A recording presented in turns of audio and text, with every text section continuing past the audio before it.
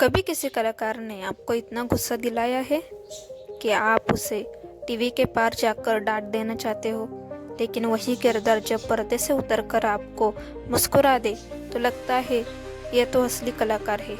आज हम बात करने जा रहे हैं मराठी सिनेमा की उस महारानी की जिसने सासू के रोल को नया नाम दिया।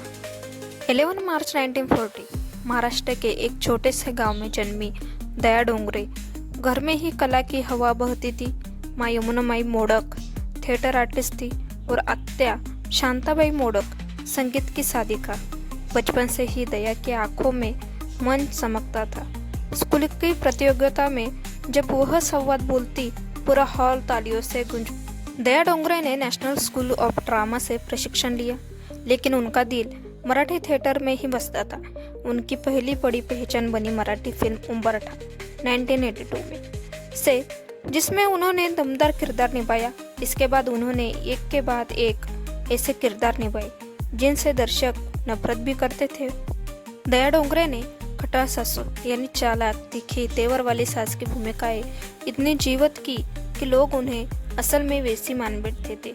सीरियल 4 दिवस सासूचे और फिल्म नवरी मिळे नवऱ्याला में उनकी एक्टिंग ने दर्शकों को हंसाया भी और रुलाया भी।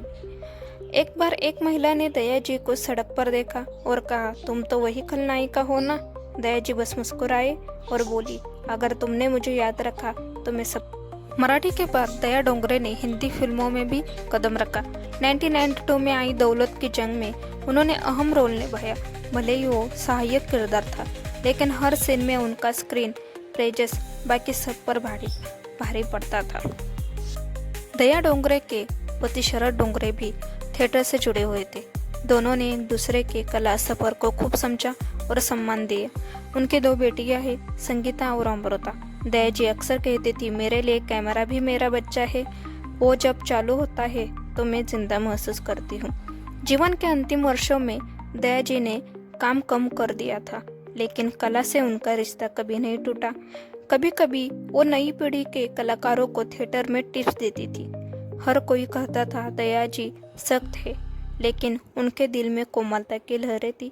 सेट पर अगर किसी जूनियर कलाकार से गलती होती तो वो गुस्सा करती, पर बाद में चुपके से खाना भेजती। 3 नवंबर 2025, उम्र 85 साल। मराठी सिनेमा ने उस दिन अपनी माँ और अपनी खलनायिका दोनों को खो दिया। दया डोंगरे ने इस दुनिया को अलविदा कह दिया। न कोई हंगामा, न कोई रोना, बस एक खामोश विदाई।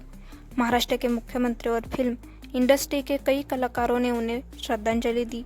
सोशल मीडिया पर लोगों ने लिखा, हाँ हमारी सासू भी चली गई, लेकिन उनकी हंसी अब भी हमारे घरों में गूंजती है। दया डोंगरे ने हमें सिखाया कि हर किरदार, चाहे वो सास का हो या खलनायिका का, अगर दिल से निभाया जाए तो वो यादों में अमर हो जाता है। आज भी जब मराठी सिनेमा की बात होती है तो दया डोंगरे नाम सबसे पहले आता है। दोस्तों, अगर दया जी की यादों ने आपको दिल को छू लिया तो इस वीडियो को लाइक करें, शेयर करें और कमेंट में लिखें रिस्पेक्ट फॉर दया डोंगरे, क्योंकि हर महान कलाकार का जीवन सिर्फ पर्दे पर नहीं, हमारे भावनाओं में बसता है।